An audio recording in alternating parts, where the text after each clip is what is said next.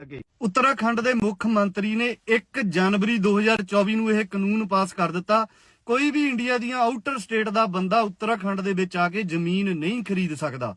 ਫਿਰ ਇਹ ਕਾਨੂੰਨ ਪੰਜਾਬ ਦੇ ਵਿੱਚ ਕਿਉਂ ਨਹੀਂ ਬਣ ਸਕਦਾ, ਜਿੱਥੇ ਇਸ ਵੇਲੇ ਸਭ ਤੋਂ ਜ਼ਿਆਦਾ ਜ਼ਰੂਰਤ ਆ। ਇੰਡੀਆ ਦੀਆਂ ਹੋਰ ਵੀ ਬਹੁਤ ਸਾਰੀਆਂ ਸਟੇਟਾਂ ਹੈਗੀਆਂ ਜਿੱਥੇ ਇਹ ਕਾਨੂੰਨ ਆਲਰੇਡੀ ਬਣਿਆ ਹੋਇਆ, ਪਰ ਇੰਡੀਆ ਦੀਆਂ ਕੋਈ ਵੀ ਸਟੇਟਾਂ ਦੇ ਵਿੱਚ ਇਸ ਤਰ੍ਹਾਂ ਦੇ ਨਾਲ ਮਾਈਗ੍ਰੇਸ਼ਨ ਨਹੀਂ ਹੋਈ ਹੈਗੀ ਕਿ ਉੱਥੋਂ ਦੇ ਜਿਹੜੇ ਮੂਲ ਨਿਵਾਸੀ ਲੋਕ ਆ ਉਹਨਾਂ ਦੀ ਜਨਸੰਖਿਆ ਘਟ ਜਾਏ। उत्तराखंड के मुख मंत्री ने 1 जनवरी 2024 ਨੂੰ ਇਹ ਕਾਨੂੰਨ ਪਾਸ ਕਰ ਦਿੱਤਾ। ਕੋਈ ਵੀ ਇੰਡੀਆ ਦੀਆਂ ਆਊਟਰ ਸਟੇਟ ਦਾ ਬੰਦਾ ਉੱਤਰਾਖੰਡ ਦੇ ਵਿੱਚ ਆ ਕੇ ਜ਼ਮੀਨ ਨਹੀਂ ਖਰੀਦ ਸਕਦਾ। ਫਿਰ ਇਹ ਕਾਨੂੰਨ ਪੰਜਾਬ ਦੇ ਵਿੱਚ ਕਿਉਂ ਨਹੀਂ ਬਣ ਸਕਦਾ, ਜਿੱਥੇ ਇਸ ਵੇਲੇ ਸਭ ਤੋਂ ਜ਼ਿਆਦਾ ਜ਼ਰੂਰਤ ਆ।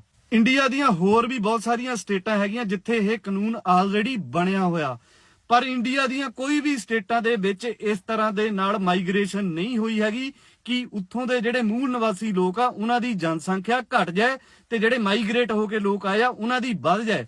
ਪਰ ਪੰਜਾਬ ਦੇ ਵਿੱਚ ਇਸ ਤਰ੍ਹਾਂ ਬਿਲਕੁਲ ਹੋ ਰਿਹਾ ਆ। ਜਿਹੜੇ ਪੰਜਾਬ ਦੇ ਵਿੱਚ ਪ੍ਰਵਾਸੀ ਮਜ਼ਦੂਰ ਆ ਤੇ ਪੰਜਾਬੀਆਂ ਦੀ ਗਿਣਤੀ ਇਸ ਵੇਲੇ 50-50 ਤੱਕ ਆ ਚੁੱਕੀ ਆ, ਤੇ ਜੇਕਰ ਇਸੇ ਤਰ੍ਹਾਂ ਹੀ ਚੱਲੀ ਗਿਆ ਤੇ ਇਹ 60-40 ਦੀ ਰੇਸ਼ੋ ਬਹੁਤ ਜਲਦੀ ਹੋ ਜਾਣੀ ਆ, ਕਿਉਂਕਿ ਜਿਹੜੇ ਪ੍ਰਵਾਸੀ ਮਜ਼ਦੂਰ ਆ ਉਹਨਾਂ ਦੇ ਬੱਚੇ 8-8 ਆ। ਇਹਦੇ ਵਿੱਚ ਪ੍ਰਵਾਸੀ ਮਜ਼ਦੂਰਾਂ ਦੇ ਨਾਲ ਨਫ਼ਰਤ ਵਾਲੀ ਕੋਈ ਗੱਲ ਨਹੀਂ ਗੀ, ਉਹ ਪੰਜਾਬ ਚ ਆਉਣ ਕੰਮ ਕਰਨ, ਪਰ ਜਦੋਂ ਉਹ ਇੱਥੇ ਜ਼ਮੀਨ ਖਰੀਦ ਕੇ ਇੱਥੇ ਦੇ ਮੂਲ ਨਿਵਾਸੀ ਲੋਕਾਂ ਦੇ ਬਰਾਬਰ ਦੇ ਸ਼ਹਿਰੀ ਬਣਨਗੇ, ਵੋਟਰ ਬਣਨਗੇ, ਤਾਂ ਉਹਨਾਂ ਨੂੰ ਹੀ ਪ੍ਰਾਇੋਰਟੀ ਦਿੱਤੀ ਜਾਊਗੀ, ਕਿਉਂਕਿ ਉਹਨਾਂ ਦੀ ਜਨਸੰਖਿਆ ਆਉਣ ਵਾਲੇ ਸਮੇਂ ਦੇ ਵਿੱਚ ਵਾਧੂ ਹੋਊਗੀ। ਸੋ ਜਿੱਦਣ ਸਾਡੀ ਗਿਣਤੀ ਘਟ ਗਈ, ਸਾਡੀ ਕਿਸੇ ਵੀ ਸਰਕਾਰੇ ਦਰਬਾਰੇ ਮੰਤਰੀ ਸੰਤਰੀਆਂ ਨੇ ਨਹੀਂ ਸੁਣਨੀ, ਫਿਰ ਲਾਈ ਜਾਓ ਧਰਨੇ ਤੇ ਮੁਜ਼ਾਹਰੇ।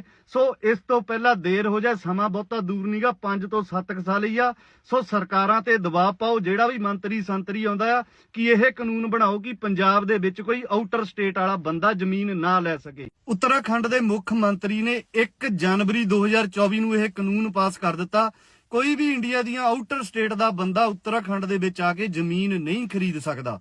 ਫਿਰ ਇਹ ਕਾਨੂੰਨ ਪੰਜਾਬ ਦੇ ਵਿੱਚ ਕਿਉਂ ਨਹੀਂ ਬਣ ਸਕਦਾ, ਜਿੱਥੇ ਇਸ ਵੇਲੇ ਸਭ ਤੋਂ ਜ਼ਿਆਦਾ ਜ਼ਰੂਰਤ ਆ। ਇੰਡੀਆ ਦੀਆਂ ਹੋਰ ਵੀ ਬਹੁਤ ਸਾਰੀਆਂ ਸਟੇਟਾਂ ਹੈਗੀਆਂ ਜਿੱਥੇ ਇਹ ਕਾਨੂੰਨ ਆਲਰੇਡੀ ਬਣਿਆ ਹੋਇਆ, ਪਰ ਇੰਡੀਆ ਦੀਆਂ ਕੋਈ ਵੀ ਸਟੇਟਾਂ ਦੇ ਵਿੱਚ ਇਸ ਤਰ੍ਹਾਂ ਦੇ ਨਾਲ ਮਾਈਗ੍ਰੇਸ਼ਨ ਨਹੀਂ ਹੋਈ ਹੈਗੀ ਕਿ ਉੱਥੋਂ ਦੇ ਜਿਹੜੇ ਮੂਲ ਨਿਵਾਸੀ ਲੋਕ ਆ ਉਹਨਾਂ ਦੀ ਜਨਸੰਖਿਆ ਘਟ ਜਾਏ ਤੇ ਜਿਹੜੇ ਮਾਈਗ੍ਰੇਟ ਹੋ ਕੇ ਲੋਕ ਆਏ ਆ ਉਹਨਾਂ ਦੀ ਵੱਧ ਜਾਏ।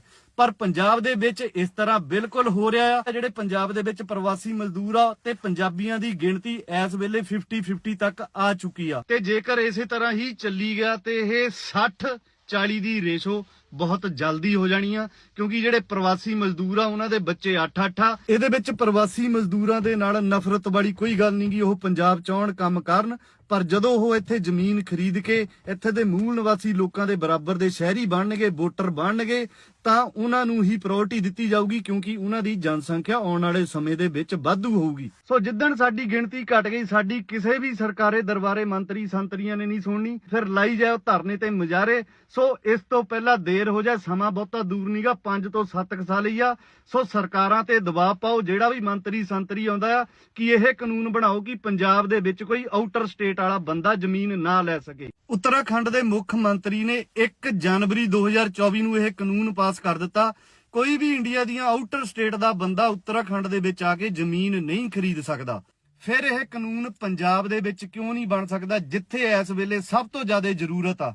ਇੰਡੀਆ ਦੀਆਂ ਹੋਰ ਵੀ ਬਹੁਤ ਸਾਰੀਆਂ ਸਟੇਟਾਂ ਹੈਗੀਆਂ ਜਿੱਥੇ ਇਹ ਕਾਨੂੰਨ ਆਲਰੇਡੀ ਬਣਿਆ ਹੋਇਆ, ਪਰ ਇੰਡੀਆ ਦੀਆਂ ਕੋਈ ਵੀ ਸਟੇਟਾਂ ਦੇ ਵਿੱਚ ਇਸ ਤਰ੍ਹਾਂ ਦੇ ਨਾਲ ਮਾਈਗ੍ਰੇਸ਼ਨ ਨਹੀਂ ਹੋਈ ਹੈਗੀ ਕਿ ਉੱਥੋਂ ਦੇ ਜਿਹੜੇ ਮੂਲ ਨਿਵਾਸੀ ਲੋਕ ਆ ਉਹਨਾਂ ਦੀ ਜਨਸੰਖਿਆ ਘਟ ਜਾਏ ਤੇ ਜਿਹੜੇ ਮਾਈਗ੍ਰੇਟ ਹੋ ਕੇ ਲੋਕ ਆਏ ਆ ਉਹਨਾਂ ਦੀ ਵੱਧ ਜਾਏ।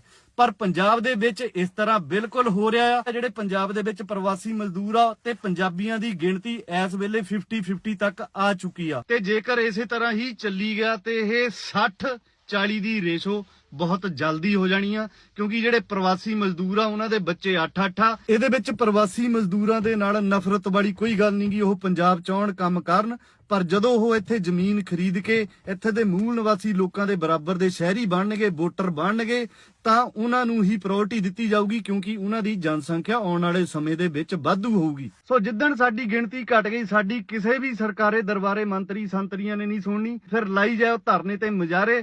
ਸੋ ਇਸ ਤੋਂ ਪਹਿਲਾਂ ਦੇਰ ਦੇਰ ਹੋ ਜਾਏ, ਸਮਾਂ ਬਹੁਤਾ ਦੂਰ ਨਹੀਂਗਾ, 5 ਤੋਂ 7 ਸਾਲ ਹੀ ਆ। ਸੋ ਸਰਕਾਰਾਂ ਤੇ ਦਬਾਅ ਪਾਓ, ਜਿਹੜਾ ਵੀ ਮੰਤਰੀ ਸੰਤਰੀ ਆਉਂਦਾ ਆ, ਕਿ ਇਹ ਕਾਨੂੰਨ ਬਣਾਓ ਕਿ ਪੰਜਾਬ ਦੇ ਵਿੱਚ ਕੋਈ ਆਊਟਰ ਸਟੇਟ ਵਾਲਾ ਬੰਦਾ ਜ਼ਮੀਨ ਨਾ ਲੈ ਸਕੇ। ਉੱਤਰਾਖੰਡ ਦੇ ਮੁੱਖ ਮੰਤਰੀ ਨੇ 1 ਜਨਵਰੀ 2024 ਨੂੰ ਇਹ ਕਾਨੂੰਨ ਪਾਸ ਕਰ ਦਿੱਤਾ। ਕੋਈ ਵੀ ਇੰਡੀਆ ਦੀਆਂ ਆਊਟਰ ਸਟੇਟ ਦਾ ਬੰਦਾ ਉੱਤਰਾਖੰਡ ਦੇ ਵਿੱਚ ਆ ਕੇ ਜ਼ਮੀਨ ਨਹੀਂ